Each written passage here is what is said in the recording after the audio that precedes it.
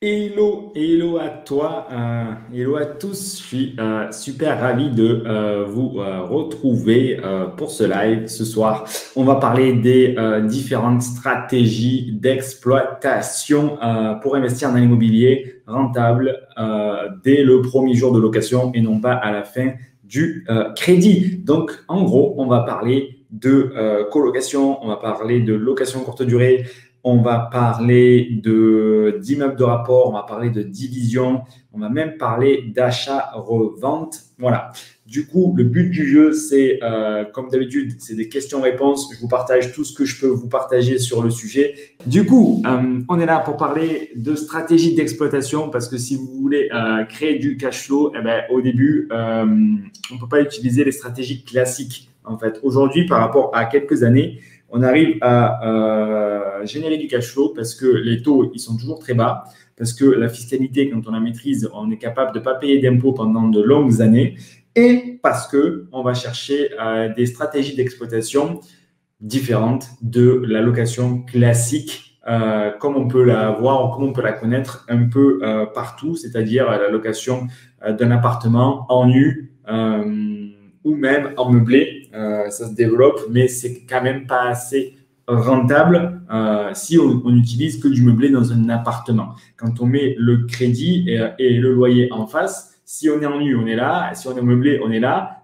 C'est toujours pas assez rentable. Pour arriver à avoir plus de recettes, donc de loyers qui rentrent que le crédit qui finance du coup l'opération, il faut utiliser des stratégies d'exploitation qui vont être du coup beaucoup plus rentables que la location traditionnelle, donc en nu ou en meublé, qu'on loue à un locataire, toute l'année ou même sur une plus longue période qu'une année. En meublé, c'est logiquement pour des durées d'année, d'une année en fait, même si ça peut être plus en fait, mais la moyenne fait que l'usage, on se retrouve en moyenne à une année, et sur des baux en nu, on se retrouve en moyenne 3 années. Là, du coup, on ne peut pas faire ça. On ne peut pas faire ça parce que du coup, il y a une demande de personnes qui est prête à payer pour des séjours de plus courte durée et qui, du coup, va permettre d'augmenter les loyers parce qu'on donne plus de confort en mettant des appartements déjà à quelque part plus de haut de gamme, plus de services, tout inclus assurance, Internet, et on réduit les durées pour s'adapter à la demande, ce qui fait qu'on peut proposer des prix à la nuit beaucoup plus cher que si on paye d'une certaine manière 500 ou 600 euros en location classique. On rapporte tout ça à la nuit. Si c'est 500 euros ou 600 euros en location classique, à la nuit, ça représente rien. Par contre, en louant sur les stratégies de colocation, de location courte durée, même d'immeubles de rapport qu'on peut là aussi en fait relouer en colocation, en location courte durée, on est capable de maximiser le cash flow. Donc, toutes ces stratégies, elles sont sympas, mais elles ont toutes des avantages et des inconvénients, notamment dans la mise en œuvre de chacune de ces stratégies-là. La plus facile à mettre en place en termes, et quand je dis facile, c'est la complexité et la rapidité de mise en œuvre. Parce que c'est ça qui est important. Le but, quand on fait des investissements immobiliers, c'est que le chantier dure le moins de temps possible pour que on puisse mettre les locataires en place, peu importe le mode d'exploitation qu'on choisit, le plus rapidement possible, de façon à faire rentrer du cash, des recettes, le plus rapidement possible. Parce que si on part sur un chantier qui va durer une année ou 2 années, en attendant, il faut avoir un très long différé, un, pour ne pas supporter les charges, et deux, pendant ce temps-là, on n'a pas de recettes de l'autre côté. C'est pour ça qu'on déconseille fortement de faire les travaux par vous-même, parce que vous serez beaucoup plus long qu'un artisan. Potentiellement, à part si vous êtes vous-même artisan, vous ne serez pas aussi qualitatif que lui. Et en plus, vous ne pourrez pas optimiser la fiscalité. Donc ça, c'est une mauvaise idée. Donc, le but, c'est de faire rentrer le cash le plus rapidement possible. Et pour ça, une des stratégies qui est le plus facile, c'est la colocation. La colocation, ça permet de louer à la chambre, en fait. Et donc, à l'inverse de louer à la chambre, à l'inverse de louer de manière traditionnelle un appartement à une famille en nu ou même à un couple en meublé ou un célibataire en meublé, là, pour le peu qu'il y ait 2 chambres, on va le louer à 2 personnes distinctes qui vont payer du coup séparément.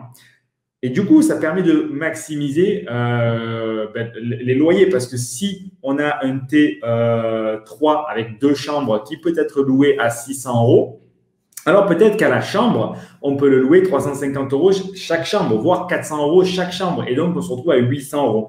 Et c'est la même chose. Si on a 3 chambres qu'on louerait de manière classique à peut-être 650, 700 €, eh bien, on en revient à des prix de location, de colocation traditionnelle dans des villes moyennes qui oscillent entre 300, 350, 400, 450, même 500 € selon les villes, voire même 550 € en fonction des villes, de la localisation et des prestations qu'on met derrière. Ben, vous imaginez bien que ça fait beaucoup plus de rentrées d'argent tous les mois qui arrivent. Ceci étant dit, il y a quand même plus de charges parce que du coup, il faut prévoir Internet, éventuellement leur mettre le ménage, éventuellement leur mettre des assurances. Donc, tout ça, ça veut dire qu'il y a quand même beaucoup plus de travail parce que l'assurance, si vous l'incluez, à chaque fois qu'il y a une rotation, il va falloir changer le contrat d'assurance. Et ça, du coup, c'est du travail que vous devez faire. Et de la rotation, il y en a parce qu'on est sur des durées plus courtes. Là, si la personne reste une année, ça sera déjà très, très bien. Mais sinon, en moyenne, je dirais que c'est plus entre 8 et 6 mois, en fait, d'expérience. Donc, c'est bien. Ça permet de générer beaucoup plus de cash flow qu'une location classique. Par contre, ça demande un peu de travail de gestion, clairement, parce que du coup, il faut faire l'état des lieux. Et si vous n'êtes pas capable de le faire à distance, que vous le déléguez, il y a plusieurs façons où on prend des agences spécialisées qui coûteront un peu plus cher que l'agence traditionnelle, ou alors on peut aussi déléguer à un prestataire qui va s'occuper de faire que l'état des lieux et nous, à distance, on fait la signature du bail, ce qui est totalement réalisable aussi, mais encore une fois, ça demande un peu de travail pour préparer le bail. Néanmoins, ça revient bien moins cher en fait que des agences traditionnelles. Et donc là, on est capable de maximiser les loyers, avoir plus de bénéfices tous les mois. Le problème, à mon sens, c'est que j'en vois deux. Le problème, c'est que comme c'est facile, dans les villes moyennes, même, et sans parler des grandes villes, on devient saturé en termes d'offres de colocation, déjà. Ensuite, c'est un véritable marché à la revente, donc les prix augmentent, ça devient très difficile. Donc, ça fait deux problèmes qui sont assez importants à considérer. Et le pire dans tout ça, c'est de penser qu'au plus on va avoir de chambres, au plus on va augmenter la rentabilité. Ce qui est sur le papier vrai, mais d'avoir des grosses colocations de 6 chambres avec, évidemment, 6 chambres, il faut mettre 3 salles de bain au minimum parce qu'il faut quand même que tout ce petit monde soit à l'aise et confortable. Du coup, ça fait quand même pas mal de frais, de travaux parce qu'il faut financer les salles de bain et surtout, ça fait beaucoup de rotation. Il est peu probable d'avoir les 6 personnes qui soient toute l'année en réalité présents en fait dans la chambre. Donc, il va y avoir de la vacance locative parce qu'il y a de la concurrence et parce que dans tous les cas, vous ne pouvez pas aller dans des villes super étudiantes parce que sinon, vous pouvez, mais du coup, on n'aura pas forcément de cash flow parce que les prix sont hauts. Donc, si on se met dans des villes où les prix sont moins hauts, il y aura moins d'étudiants, plus de concurrence, vacances locatives. Donc, il faut faire attention. Voilà, je ne dis pas que c'est une mauvaise chose. Moi, j'en fais et j'en ai eu fait et j'en ai revendu et j'en fais encore. Mais il faut prendre des gants. C'est-à-dire qu'il est illusoire de se dire que dans une ville moyenne, on va mettre 4 ou 5 ou voire 6 colocataires. En fait, ça, à mon sens, c'est fortement risqué pour le risque de vacances locatives. Et ne pas oublier qu'au plus on a de personnes, au plus on a de travail, au plus la gestion va être chère en fait. Du coup, c'est facile pour commencer. C'est facile pour commencer.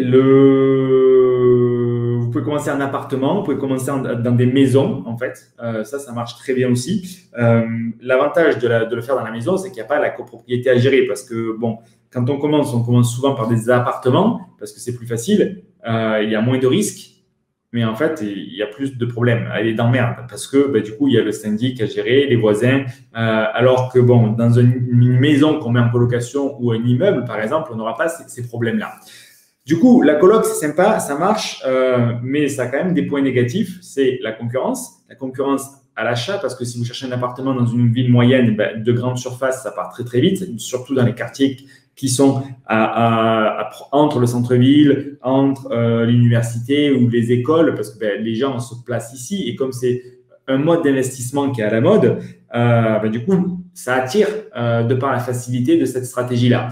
Et d'expérience, voilà, pour 200 000 euros dans une ville moyenne, tout compris, travaux, meubles, mobilier, etc., 200 000 euros. Si on a 4 chambres, on va arriver à générer 400 euros de cash flow net, ce qui est déjà très, très bien. Voilà. Après, il faut s'assurer de mettre de la qualité pour toujours louer et éviter cette vacance et ne pas surestimer le nombre de chambres parce que c'est du boulot derrière. Il faut les louer, il faut les rentabiliser et ne pas sous-estimer du coup le mobilier, les travaux parce que voilà, il faut grosso modo 3 personnes. Moi, c'est l'idéal parce qu'une salle de bain. Voilà. Au-delà, il faut quand même 2 salles de bain. Donc, du coup, il faut prévoir les évacuations pour 2 salles de bain. Il faut du coup les financer. Voilà. C'est un autre budget. En fait, c'est un autre niveau.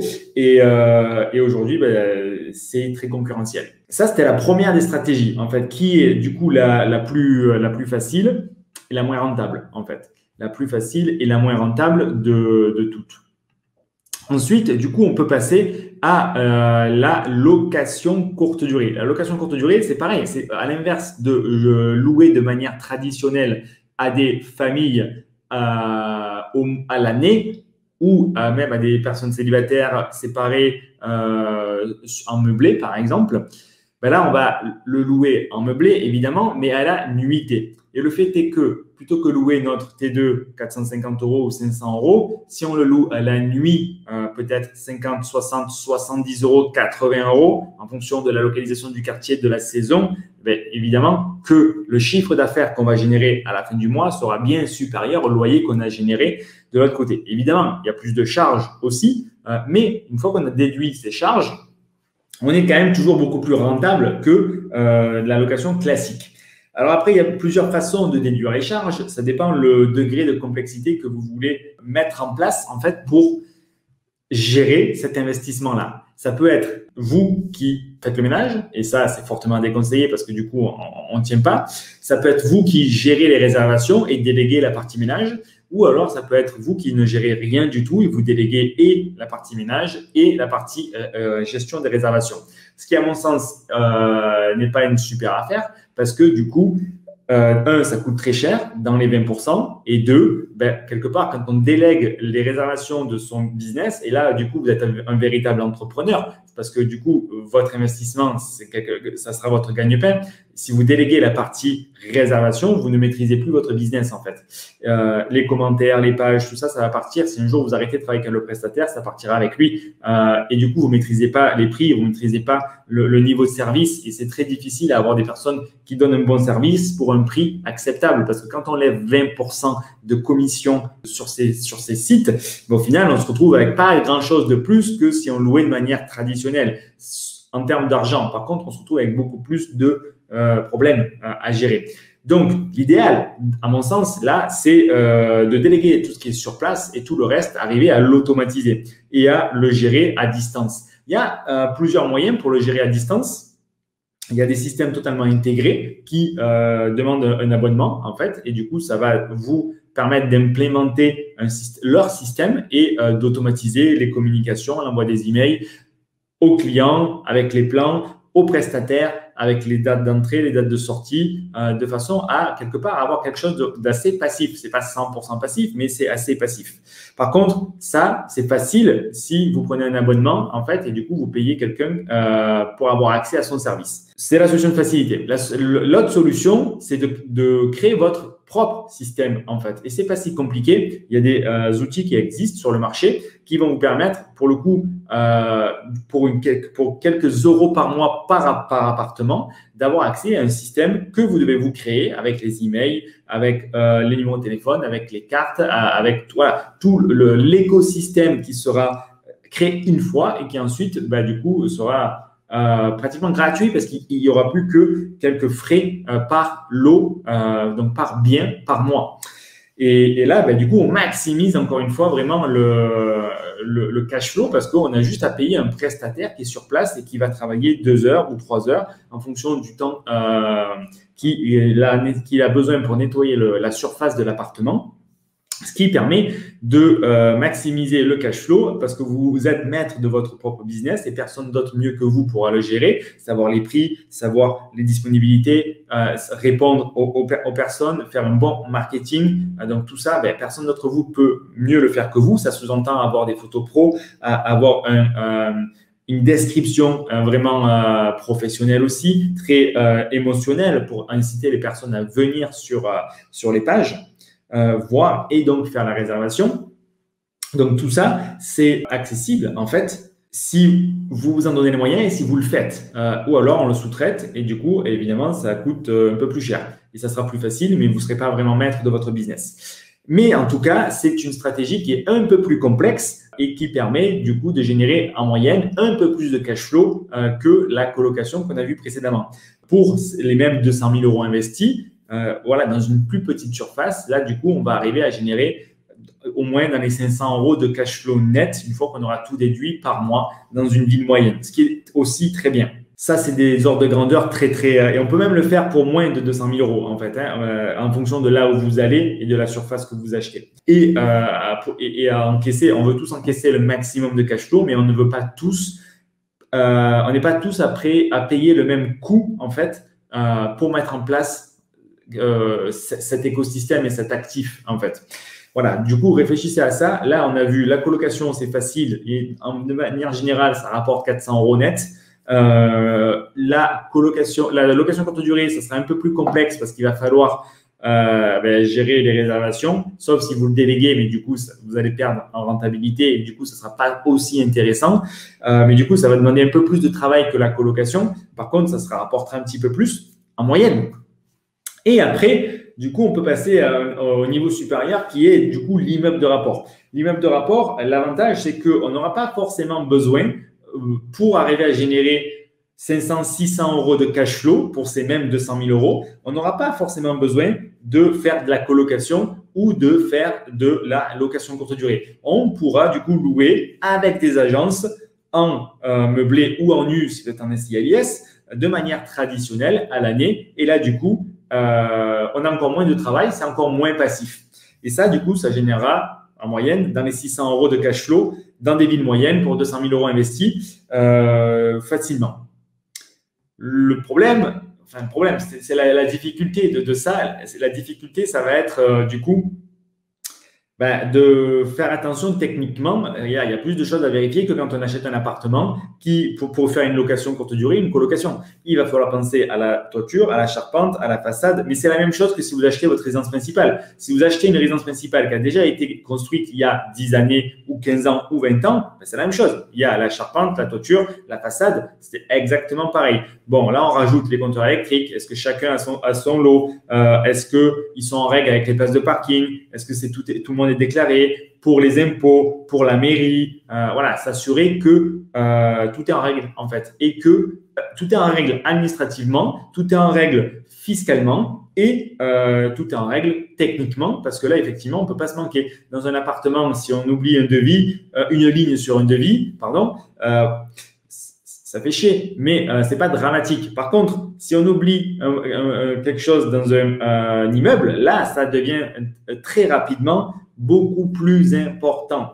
Du coup, il faut vraiment faire attention à ces éléments-là techniques et qui touchent à du gros œuvre parce que le second œuvre, tout ce qui va être placo, peinture, on revient à la même chose que dans des appartements, ça va vite, ça ne coûte pas très cher. Mais le gros œuvre, ça ne va pas vite et ça coûte très très cher en termes de main-d'œuvre. Du coup, il ne faut pas se manquer. Il faut pas se manquer. Par contre, ça rapporte un petit peu plus avec moins d'efforts après à la location.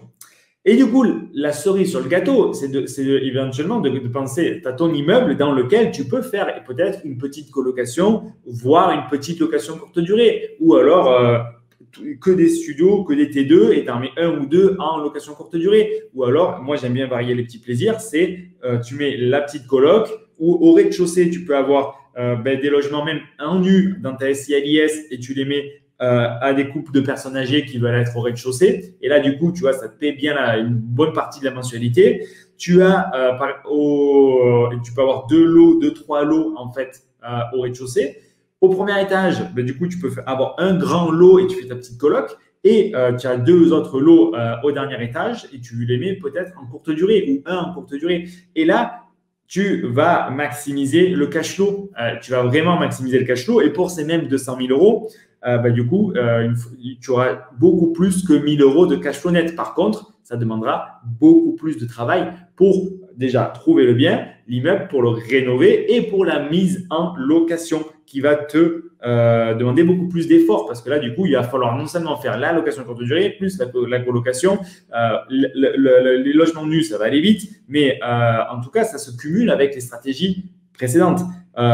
Du coup, ça sera beaucoup plus rentable et en plus, on diversifie les risques parce que bah, du coup, on peut louer à des personnes âgées en nu, on peut louer éventuellement à des étudiants, on peut aussi louer hors étudiants à des jeunes actifs qui vont prendre le T3 ou le T4 de manière normale en longue durée et on sera quand même rentable. On ne sera pas à 1 000 euros du coup, mais on sera à moins que 1 000 euros.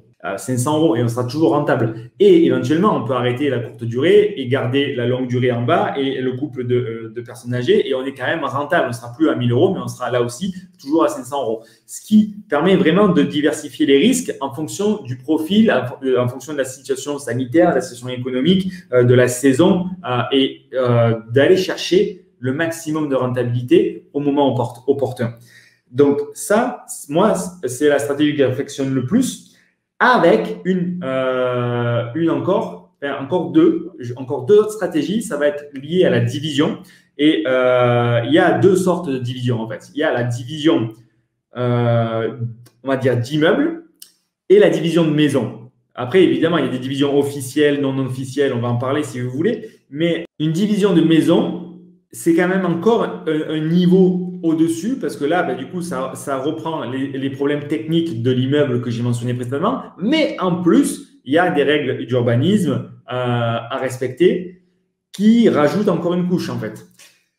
Et le fait est que faire de la division de maison, mine de rien, ça coûte très cher. Du coup, le budget travaux, il s'envole. Du coup, voilà, diviser une maison, ça va coûter très cher. La deuxième stratégie, c'est d'avoir l'immeuble ou la maison et non pas de diviser la totalité comme quand c'est dans une maison, mais potentiellement de rajouter 1 ou 2 lots. Et là, du coup, ben, si on rénove, par exemple, si on rénove 20% de la surface, c'est-à-dire qu'on va avoir des coûts de rénovation en travaux assez importants à plus de 1 000 euros du mètre carré, mais qu'on rafraîchit les autres lots et qu'on se retrouve à 500 euros en moyenne du mètre carré, alors la moyenne des travaux sera toujours rentable en fait. Et là, du coup, c'est jackpot. Donc, on a notre grande surface qu'on peut rediviser en rajoutant 1 ou 2 lots et en plus, on peut les mettre en courte durée en location nue pour varier les risques, diversifier les plaisirs et maximiser le cash flow. Et là, on est au summum en fait de la rentabilité qu'on peut faire. Par contre, comme on l'a dit, à chaque fois que c'est plus rentable, eh ben, c'est plus de travail à mettre en place. Et après, dans la gestion, ça roule. Du coup, il faut choisir entre complexité dans la mise en place et rentabilité. Et on n'est pas tous égaux dans les objectifs. Si vous voulez vraiment, moi je voulais vraiment quitter mon job, du coup je suis parti purement que sur ces stratégies-là. Il y a des personnes qu'on accompagne qui restent qui sont très à l'aise dans leur job et qui n'ont pas l'intention de le quitter. Du coup, pas forcément nécessaire de se compliquer la vie avec des stratégies plus complexes. On peut prendre des stratégies plus simples. Et pour finir sur la division de maison, ça aussi, ben, du coup, c'est très intéressant quand tout le monde cherche un immeuble. Ben, effectivement, ça devient très difficile à en trouver. Des immeubles rentables, sains, où la structure est bonne, j'entends, où on évite le gros œuvre. Et du coup, de temps en temps, il faut faire un peu de gros œuvre pour arriver à avoir accès à des biens qui peuvent être aussi intéressants. Et du coup, voilà, la maison, ben, effectivement, on va avoir beaucoup plus de grosses œuvres parce que ben, il va falloir créer tous les lots. Et donc, ça va être un coût au mètre carré qui sera beaucoup plus important. Mais on fait plus de patrimoine. Voilà, c'est plus patrimonial que quelque part l'immeuble en périphérie d'une ville, voilà, dans pas le meilleur quartier, alors que la maison, on peut la prendre quelque part dans un très bon quartier. On va la diviser, créer de beaux logements d'un certain standing. Et là, du coup, ça aura peut-être un peu moins de rentabilité que l'immeuble parce qu'il y aura plus de coûts de travaux, mais du coup, ça aura quand même une valeur patrimoniale certaine. Et à la revente, on peut certainement y récupérer pas mal de cash. Voilà. Donc, tout ça, c'est des stratégies. Il y en a une dernière qui est du coup l'achat-revente. Et typiquement, ça devient très intéressant quand on a plusieurs lots. Et là, on peut revendre à la rentabilité parce que quand on est capable de justifier qu'on a tant de loyers qui rentrent à des futurs acquéreurs, alors on revend à la rentabilité. Et revendre à 10%, ça peut être très intéressant. Là, on est en train d'acheter un immeuble. Oui, c'est une maison. C'est une ancienne maison dans laquelle on va faire entre 10 et entre 8 et 10 lots. Et en fait, sur cette parcelle, il y a un garage. Et le garage, il est attenant sur une autre rue, en fait. Du coup, on peut diviser le terrain. On a les places de parking et réaménager le garage. Et donc là, c'est un très bon exemple d'achat-revente parce qu'au final, on n'a pas besoin du garage. De le faire rénover, ça va faire exploser les budgets de travaux. Par contre, on peut facilement, si on achète à 150 000, facilement essayer de le revendre à 50 000 euros. Ce qui veut dire que quelque part, on n'achète pas à 150, mais on va récupérer 50 et donc on achète à 100 en fait. Et du coup, derrière, s'il y a peut-être 150 ou 200 de travaux, au final, le coût total sera moindre parce qu'on aura récupéré du cash qu'on aura revendu d'une dépendance. Voilà, c'est des chiffres moyens que je donne là dans cet exemple, mais c'est totalement possible d'intégrer l'achat-revente dans votre stratégie d'enrichissement et c'est même fortement conseillé parce qu'au final, gérer des locataires, créer du cash flow, c'est bien, mais le summum, c'est à la revente. Et quand là, on est capable de générer 100 000, 50 000 euros de plus-value, croyez-moi qu'on est très, très bien. Et c'est là où vraiment on s'enrichit en tant qu'investisseur immobilier à la revente. Mais on n'est pas obligé d'attendre 20 ans à la durée du crédit. Moi, ce que je fais, ce que j'aime bien faire, c'est faire maximiser le cash flow durant la phase de différé. 1-2 années après, on continue. Du coup, logiquement, on arrive plus ou moins à 5 ans. Il faut commencer à en sortir parce qu'au bout de la 6e ou de la 7e année, on arrive à être imposé. Voilà. Donc, du coup, là, si on achète bien, on le garde avec le différé, on le garde jusqu'à le début de l'imposition et à ce moment-là, du coup, on peut le revendre. Et si on a bien acheté, et du coup, ça passe par la négociation, ça passe par la localisation, ça passe par la revente, ça passe par la rentabilité qu'on est capable de donner à un autre vendeur, à un autre acquéreur. Du coup, on revend très cher et on se fait beaucoup plus de plus-value. Par contre, ça, c'est tout à fait plus facile à justifier à faire sur un immeuble ou sur une maison que sur une colocation ou un appartement en LCD. En fait, on aura beaucoup plus d'arguments en fait à justifier pour faire de la plus-value à la revente. Voilà.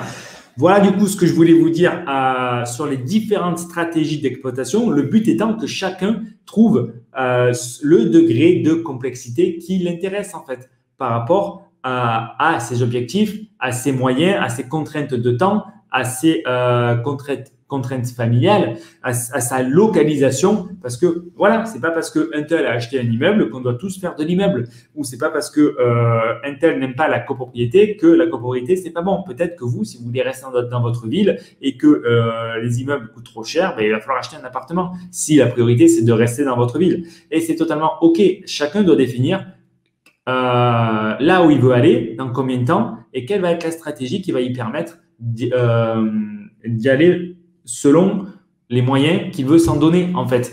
Et ce qui est bien après, c'est d'être un expert d'une stratégie et pas trop de se diversifier. C'est-à-dire voilà, moi aujourd'hui, par exemple, je ne fais plus que de la grande surface, l'immeuble, la maison. Dedans, je mets la coloc et la courte durée et là, ça roule. Le fait est de se disperser avant, voilà, on fait plusieurs colocs, plusieurs LCD et ensuite un peu d'immeubles. On développe de l'expérience, mais on perd du temps en fait. Et mine de rien, l'encours bancaire grossit et après c'est de plus en plus difficile à se faire financer. Donc il faut revendre les biens les moins rentables, etc. Du coup, il faut vraiment avoir cette vision à long terme pour partir sur la bonne stratégie qui vous permettra d'arriver sur les contraintes que vous êtes prêt à relever pour aller chercher les objectifs et aller atteindre les objectifs que vous avez mis, que vous avez identifiés par rapport à la stratégie qui vous convient le mieux. Voilà, du coup, on va terminer la vidéo et on se retrouve très bientôt et on reprend les questions juste après. Ciao, ciao pour la vidéo. Bye.